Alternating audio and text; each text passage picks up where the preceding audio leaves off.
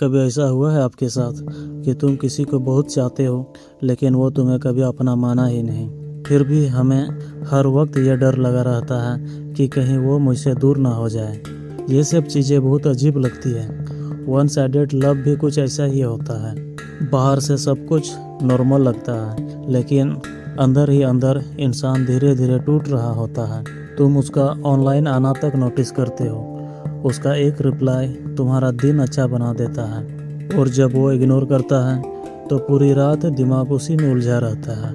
और सबसे ज़्यादा दर्द तब होता है जब वो तुम्हें बस दोस्त समझता है और तुम उसे अपनी पूरी दुनिया बना चुके होते हो।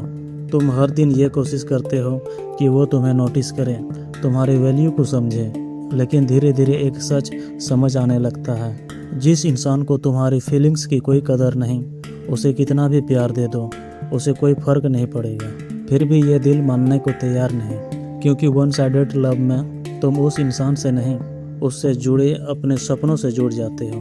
तुम सोचते हो एक दिन उसे भी समझ में आएगा, एक दिन वो भी तुम्हें वैसे ही चाहेगा, लेकिन हर बार ऐसा नहीं होता है मेरे दोस्त। कई बार तो वो दिन कभी आता ही नहीं, और तब तक इंसान धीरे धीरे खुद को खोने लगता है। हमारी सबसे बड़ी गलती ये होती है जब तुम किसी और को खुश करने के चक्कर में खुद को दुख देना शुरू कर देते हो। तुम उसकी छोटी छोटी बातों पर खुश होते रहते और वो तुम्हारी फीलिंग्स से पूरी तरह अनजान रहा। तुम उसके लिए रात भर जागते रहे और शायद वो किसी और के साथ हंस रहा था। यह सब चीज़ें बहुत दर्द देती है जब तुम किसी को अपनी ज़िंदगी का सबसे खास इंसान मानो और उसके लिए तुम सिर्फ एक ऑप्शन बन के रह जाओ।